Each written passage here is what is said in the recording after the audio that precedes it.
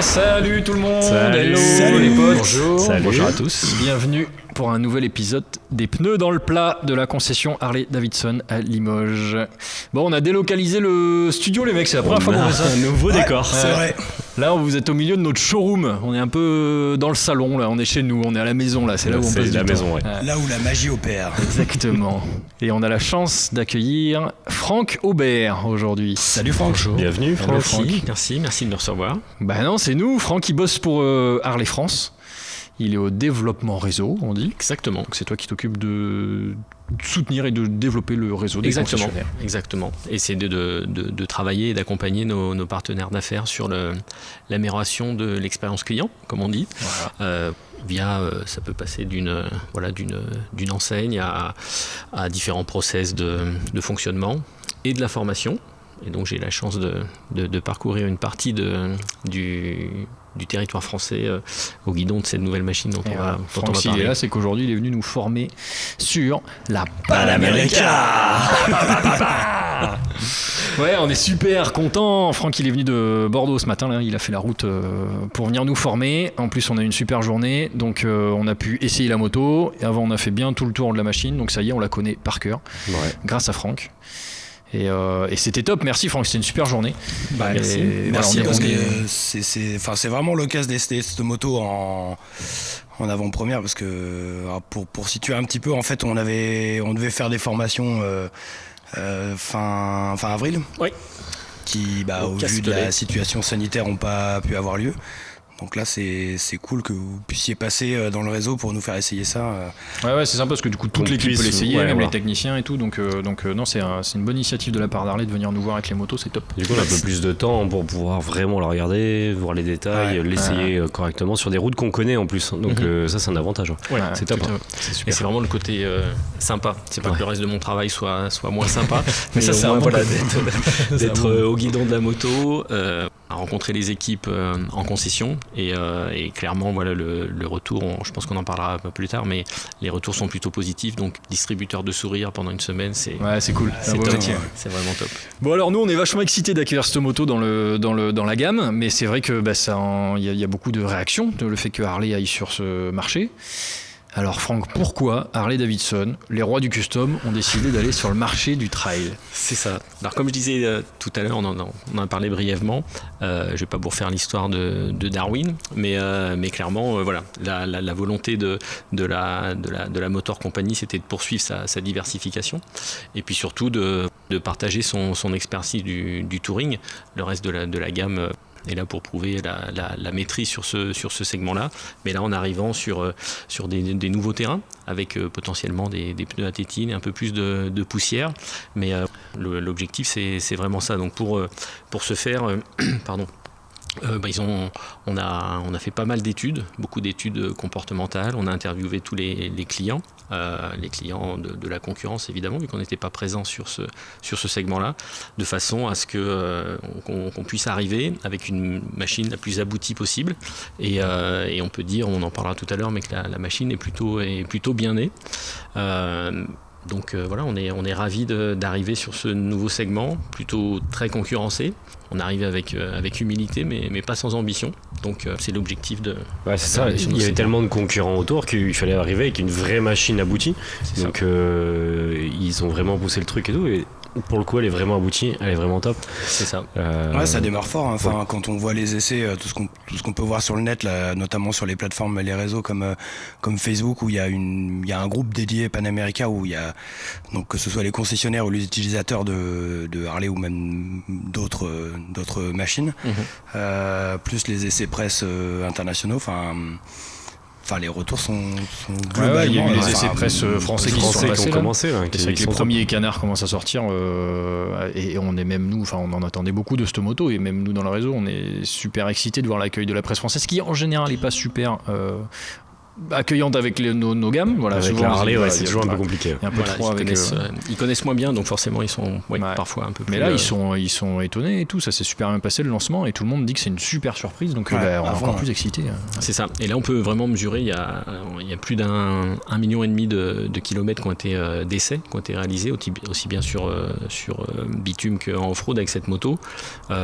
Clairement, c'est l'utile qui a pris le pli sur le design. C'est pour ça que quand on monte dessus, c'est ergonomique, tout tombe sous la main. Évidemment, en fonction des gabarits, il y a des réglages à effectuer, mais on peut faire des réglages en plus. Mais on peut avec faire des réglages qui va changer et tout. Donc c'est 1,5 million de kilomètres, les mecs. Ouais. Là, c'est en une fois. En une fois. On a un plein. Le mec n'est pas descendu. Les escarocus et tout. C'est un boulot, mi-route. ça, on n'en parle pas, mais le boulot des essayeurs de marque, là. C'est-à-dire que les mecs, ils ont pris la bécane. Parce qu'au début, il était peut-être pas comme ça quand même. Ouais, puis à développer, c'est clair que c'est. Enfin, comme tu dis, c'est un taf. Enfin, faut faire les bornes. Ouais, je pense qu'il y a des jours, c'est pas que du plaisir, quoi, tu vois. Quand il fait moins 4 qu'il pleut et que le boss il dit bah si, aujourd'hui tu fais 1000 bornes. C'est parti. Et quand tu reviens, tu me fais une disserte. Je veux savoir les suspattes là, comment c'était là. La pluie Vlergasso, quoi. Oui, tu y vas quand même. Non, mais en tout cas, ils ont super bien bossé, Harley. Enfin, c'est incroyable parce que c'est vrai c'est pas notre ADN. Enfin, notre ADN, c'est pas. Voilà, nous on est les rois du custom. Donc c'est vrai que tout le monde nous attendait au tournant. Déjà, ils ont pas un parti pris esthétique qui est particulier. Ouais. Et puis, je pense que. Enfin, voilà. Tout le monde est d'accord que quand on voit la moto en vrai, c'est pas le même ressenti que sur les photos ou sur les premières visuels qu'on a pu voir. La moto est très compacte, très bien dessinée. Il y a un vrai sur les photos, elle faisait très grosse, un peu gros, vraiment massive, et en fait, en vrai, non, pas du tout, quoi. Elle est cool, ouais. Elle est vraiment cool. Ça apporte vraiment un nouveau truc sur le marché du trail. Il y a une autre démarche. Ouais. Ouais, puis le design est justement pas pompé. Enfin, ça, on le dit souvent, mais ils ont pas cherché à faire une copie de ce qui existe déjà. Ils ont Moi, quand je la regarde, j'ai leur l'impression identité qu'elle me propre. dit regarde-moi, je suis pas une GS. Non, je suis pas une geste. Non, mais c'est vrai que c'est amusant que tu parles d'ADN parce que pour autant, comme tu l'as dit, elle a pas une tête d'insecte ni de bec de palmipède, on va dire ça comme ça. Ouais. Mais voilà, pour autant que ce soit le bar and shield qui est un peu posé différemment, le moteur qui est bien présent visuellement, on retrouve là sur la face avant, un peu de fat bob. Un peu de rocking aussi avec ce phare. Donc un peu de road glide aussi, elle a un peu un tout petit road glide. Il y a un petit. Et on l'a déjà dit dans une précédente émission, mais Davidson. ils ont clairement traité le design comme les Américains ont traité l'aventure depuis des dizaines d'années. Quand on regarde les Jeeps, les Hummer, tout ce qui est marché aventure chez les Ricains, c'est toujours des lignes très droites, très carrées comme ça. Donc il y a une vraie, en termes de design, il y a une vraie justification à ce. Il y a un parti pris. Il y a un parti pris et clairement on n'a pas, avec cette moto-là, on n'a pas la moto de tout le monde. Et comme tu disais, c'est vrai, en vrai, elle est moins massive qu'elle pourrait le laisser paraître en photo. Donc, clairement, on invite tous les auditeurs à venir la voir. Ouais. Venez la voir avant de faire les haters primaires. Ouais, voilà. Et puis, non, mais en plus, ça vaut le détour en proportion et tout. Enfin, elle est vraiment fine. Et puis en ressenti sur la route. Ouais, à fond. Faut qu'on y vienne. C'est ça. Ouais. Alors, je vais vite faire quelques données techniques, Cédric. Puissance. 150 chevaux. Ouais. Poids 245 kilos. Voilà. Si je me trompe pas. J'ai révisé. Châssis, il y a tout ce qu'il faut. Ouais, Brembo, Showa, machin. Et la particularité technique. Là, je sais pas où tu veux m'emmener là. Je sais pas. Attends, ouais, je fais le mariole. Mais l'ARH, c'est vraiment le truc où on est sorti du lot par rapport à la concurrence parce qu'on est les seuls à l'avoir. Et pour des petits gabarits comme moi ou comme Cyril, on a tous les deux les petites tailles. On n'a pas mangé de soupe quand on était petits. La moto va se compresser, va se rabaisser quand on va s'arrêter, et du coup ça permet des petits gabarits comme moi à pouvoir avoir les pieds qui touchent par terre. Exactement, et ça permet vraiment en termes d'accessibilité et même pour les moins petits, on a un sentiment de sécurité. Ouais. Clairement, c'est ça se sent pas beaucoup en roulant. Moi j'ai pu en essayer une qui avait la RH. On sent pas l'effet parce que ça se fait tant que ça roule. Donc on la sent pas descendre, mais c'est assez bluffant, c'est assez efficace et c'est un vrai atout, je pense, sur ce marché du trail qui est des courses des motos. Et on gagne combien en termes de, 2 cm et demi. Ouais, 2,5 avec la RH. 2,5. Après, là, bon, en plus, on a la selle, comme tu nous expliquais tout à l'heure. La selle a deux positions. Il y a aussi 2 autres selles, une un peu plus petite et une pour les tall boys, comme on dit. Qui permet vraiment de rendre la moto vraiment ajustable et réglable en fonction de toutes les tailles, tous les gabarits. Tous les gabarits. Donc on va pas saouler les gens avec toutes les données techniques. Voilà, tout est sur Internet, sur la presse et tout ça. Mais en gros, elle a tout ce qu'il faut. Elle a tout ce qu'il faut. Il y a tout. Elle a tout ce qu'il faut et elle on s'est aussi entouré de fournisseurs qui font référence sur ce segment-là. Donc on en parlait, les suspensions c'est Showa, les freins c'est du Brembo, du Michelin en termes de pneus. On parlera peut-être de la bagagerie et de l'équipement après, mais clairement, voilà, le package est complet. Il y a les modes de conduite, il y a l'écran TFT, on peut mettre le GPS, il y a la carte en gros c'est trop cool d'avoir la carte en gros sur l'écran. En termes de connectivité, on a tout. Ouais. Donc c'est cool, mais voilà, ce qui nous intéresse aujourd'hui, c'est vu que vous venez d'essayer, les gars. Alors, les sensations. Cyril, toi qui es un pur produit custom. Ah putain, moi je suis indéformable. Non, je plaisante. Alors, un truc tout marrant, c'est que, c'est ce que je t'ai dit quand je suis rentré tout à l'heure, c'est que j'ai plus l'habitude d'avoir des motos qui freinent de ouf, en fait. Et donc, j'ai ressenti des muscles qui étaient devenus inexistants chez moi, c'est-à-dire les avant-bras, quoi. Non, franchement, ça freine. Le châssis est hyper agile.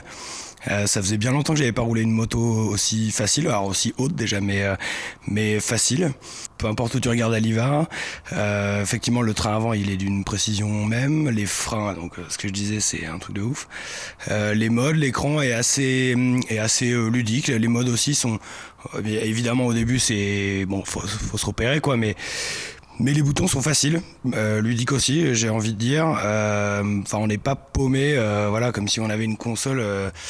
Alors je vais pas faire de la sale pub, mais parce que c'est des bonnes machines, mais comme une console de Goldwing où il y a des boutons vraiment absolument partout. Là, il y en a beaucoup, mais c'est ludique. C'est assez intuitif. On arrive à trouver vite. C'est le truc aussi. Quand je suis rentré, c'est le truc que j'ai dit tout de suite. Ouais. C'est qu'au début, il y a beaucoup de boutons. En fait, quand on roule, ça se trouve tout seul et c'est ludique, ouais, c'est ça. Ouais. Mais c'est limite une commande de PlayStation, quoi. On sait, c'est au baron, carré croix. Tu vois, on sait où c'est Paris. Ouais, non, mais c'est facile, quoi. Là, on a essayé avec donc c'est la selle d'origine en position basse. C'est encore un peu haut pour moi, mais bon, je suis pas le bon exemple. Tu mesures combien? Je suis pas très grand. On donne des chiffres. J'ai des petites jambes. Je fais 1m69, un truc comme ça. Ouais. Donc 69, c'est pas mal pour certains trucs, mais pas pour la taille. C'est tout en tronc, ouais, voilà. Non, mais ouais, facile, puissante, agile. On peut rouler sur le couple avec justement ce distri variable qui permet d'avoir du couple en bas et de la puissance à haut régime. Ouais, écoute, c'est une bonne moto, quoi. Franchement, ouais. Ça m'a fait mal aux avant-bras, c'est tout. Ça, c'est qu'il manque à un Hanger. C'est ça, ouais. Et des repose-pieds sur les repose-pieds autoroute, un Hanger. On a clairement une bonne machine, quoi. Ça fait 10 ans que tu roules que en Harley, que en custom, donc c'est sûr que ça fait longtemps que tu n'avais pas roulé ce genre de machine. Et c'est vrai que ton ressenti par rapport aux freins, on va pas dire que les Harley traditionnelles ne freinent pas, c'est juste que. C'est la position qui est pas la même. Vu qu'elles montent pas à 200, il n'y a pas besoin qu'elles aient autant de freins qu'un Panamérica. Sauf qu'un Panamérica, ça monte à bien plus de 200, donc il faut les freins qui vont avec. On a le droit de le dire, ça sur circuit fermé. Oui, c'est ça. Évidemment. C'est fermé, là. La route est fermée juste devant. On est chez franchement. Moi, tu sais, j'ai pas roulé à 200, mais en fait, t'arrives quand même plus vite dans un virage normal avec ça qu'avec le Road Glide, quoi. Et puis, Road Glide, t'es assis droit, donc quand tu freines, ça se compare pas. C'est une autre façon. El Pipo. Ouais. Qu'as-tu pensé de cette moto? Je te réveille, excuse-moi. C'est tout pareil. Franchement, rien à redire. Non, franchement, le moteur, il est ouf. Moi, je suis un peu comme Cyril. Au bout d'un moment, on roule que avec des customs et on oublie 150 chevaux ce que c'est. Et waouh, ça décoiffe. Mon petit casque-bol s'envolait tout à l'heure sur la route. Donc, j'ai relevé le pare-brise. Qui du coup se relève bien à une main, tu vois, j'ai réussi. Donc le pare-brise est réglable directement, donc ça m'a bien servi. Ouais, et l'agilité, ouais, c'est vraiment. Moi aussi, quand j'ai vu les essais presse, enfin surtout les vidéos de Harley ou les photos, je m'attendais à un truc un peu lourd, un peu pâteau, et en fait pas du tout. C'est super léger, super agile. Nous, on a une petite route là qui descend, qui est bien sinueuse derrière, qui était super top. Je me suis éclaté.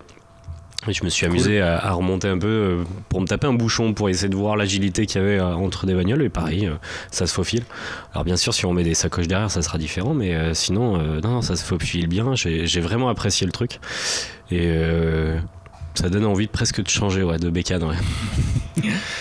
Moi j'ai envie j'ai envie de dire bravo à Harley, quoi. Franchement, gros respect, parce que ils partent d'une feuille blanche et ils font un truc qui est complètement compétitif avec la concurrence, qui est au point tout de suite.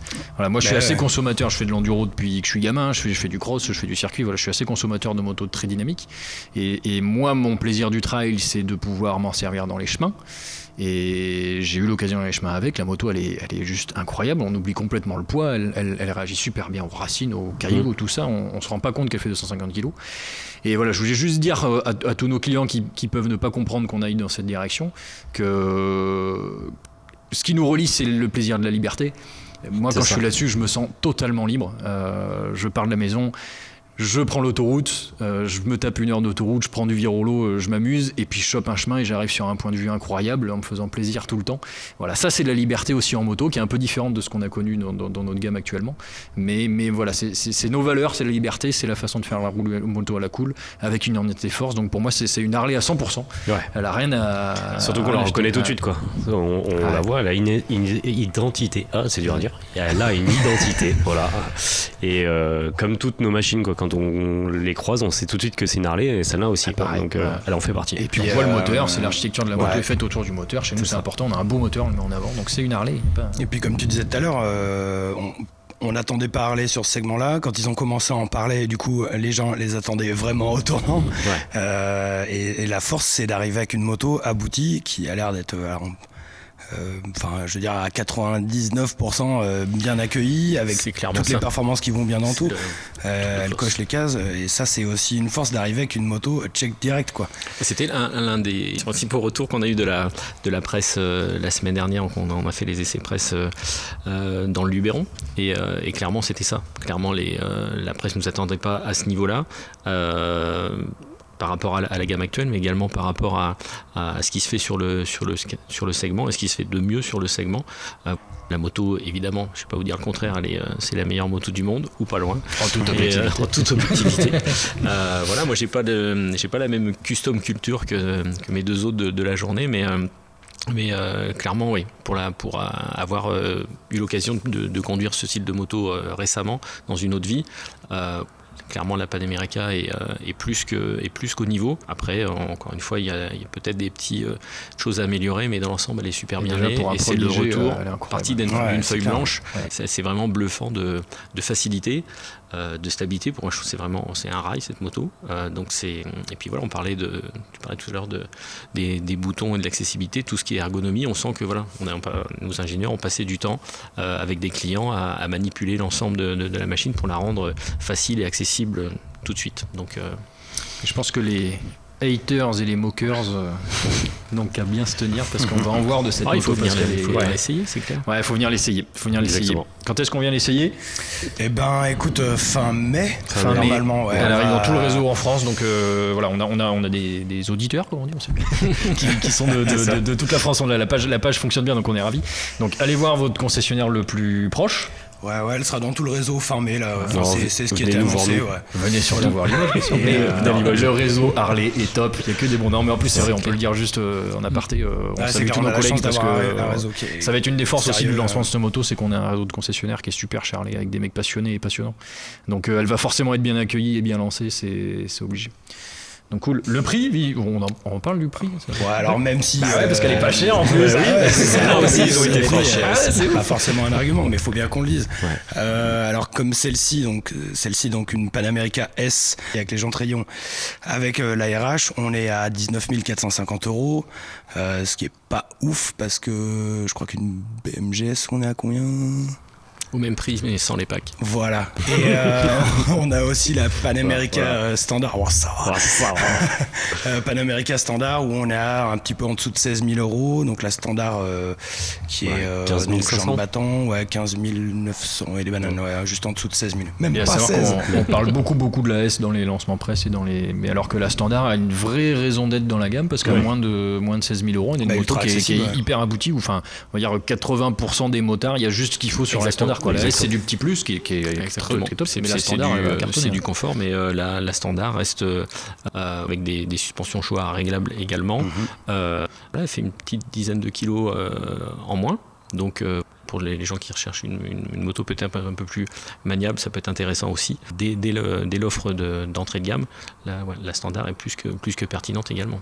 Oui, parce que le moteur reste le même, l'écran reste le même, la moto, c'est quelques accessoires en plus qu'on peut rajouter. Exactement. Donc, à part l'amortisseur ARH et les suspensions pilotées, c'est les seules choses qu'on ne peut pas avoir, sinon on peut tout rajouter dessus. Donc, exactement. Vous avez 5 modes, vous avez 2 modes de conduite en moins, mais vous conservez les quatre principaux. Donc une belle machine, super machine aussi, en dessous de 16 000 €. Ouais.